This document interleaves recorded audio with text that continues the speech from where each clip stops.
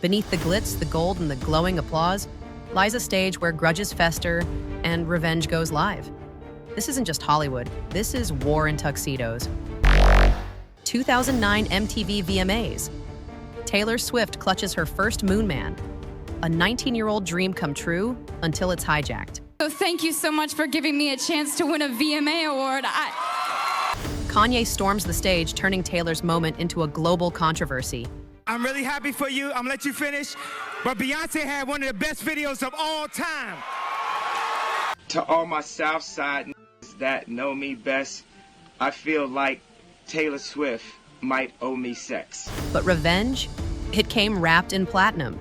Without ever naming him, Taylor surgically strikes back. There are going to be people who try to undercut your success.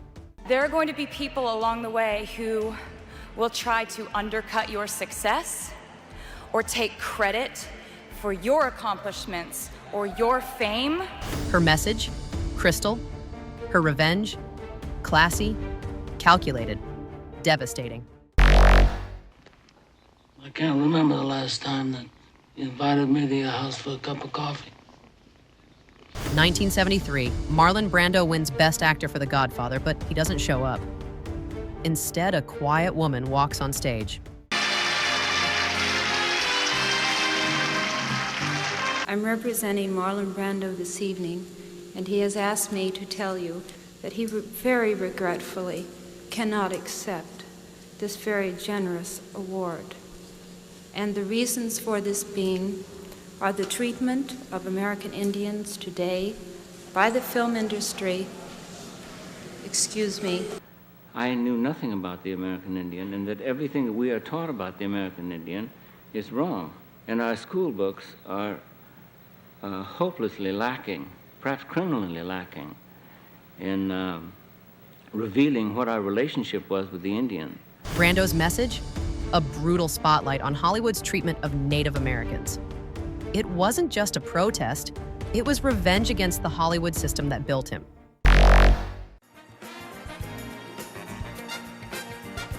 Golden Globes 2020.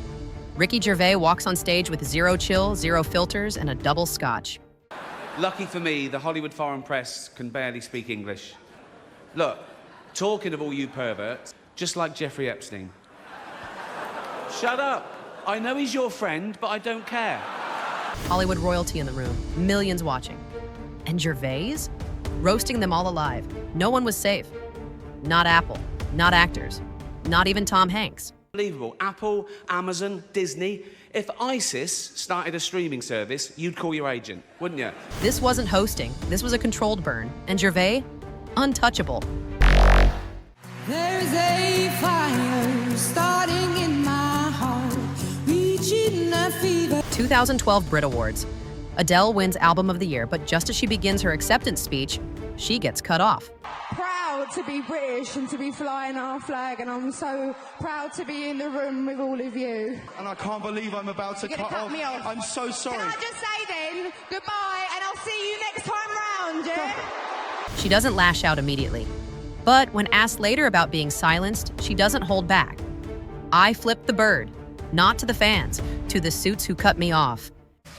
But that finger was to the suits of the Brit Awards, not to my fans. I was about to thank the British public for all of their support, and they cut me off. It was quick, it was sharp, and it was Adele making sure the world knew. No one interrupts her moment. 2012 Golden Globes, Elton John calls Madonna's nomination for Best Original Song a joke. And Madonna smiles. Madonna hasn't got... Those are fighting words. No, they're accurate words. Okay. Madonna, best fucking live act. Fuck off. Since when has lip syncing been live? When asked about Elton's words, she coolly says, he's known to say things. I hope he speaks to me for the next couple of years. About the category that he's up against you. He said you don't have an effing chance. Oh, damn him. Those are fighting words. Those are fighting words. I said that. He said, no, those are actual words. Okay, well, may the best man win. And miraculously, the song emerged masterpiece. So thank you, Guy Osieri, for being so irritating. It wasn't loud, it wasn't messy, but it stung. Because revenge, real revenge, doesn't need to shout.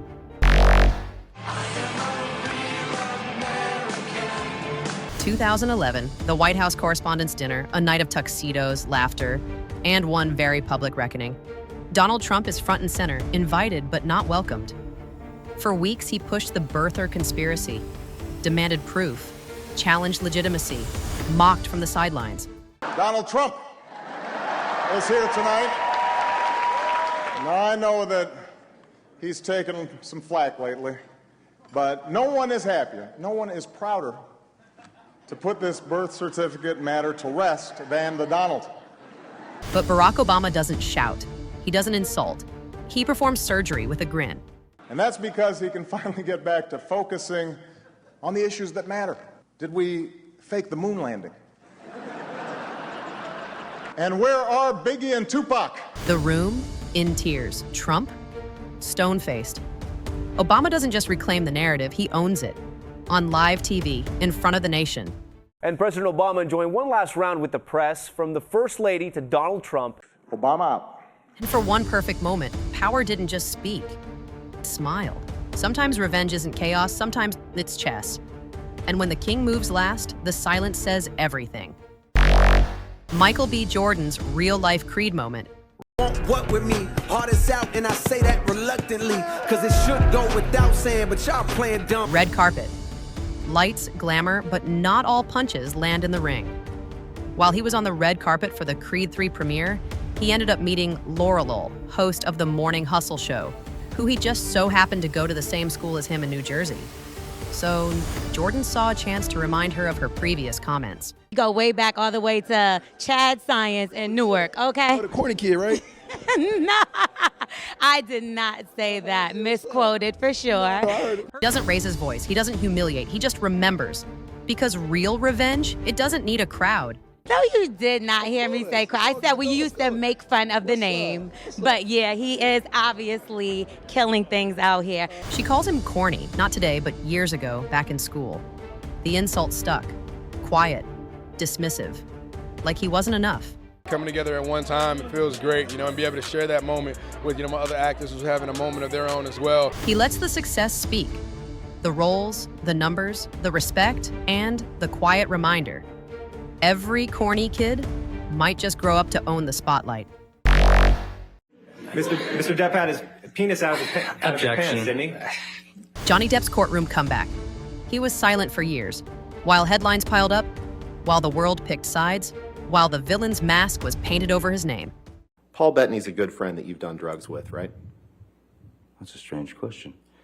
Paul Bettany is a good friend. But Johnny Depp didn't storm social media. He walked into court and let truth play the long game. The statement was about Mr. Depp. Answer, yes. Question, the statement was false. Answer, yes. He didn't shout. He didn't smear. He brought receipts. And when the verdict dropped, it echoed.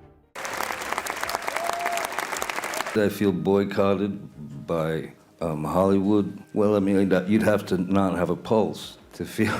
The man Hollywood tried to erase just rewrote his legacy. Not with noise, but with evidence. With poise and with timing. Fame puts you in the spotlight, but revenge decides who stays in it. And if you think that was the end, you're not even close to ready for what's coming next.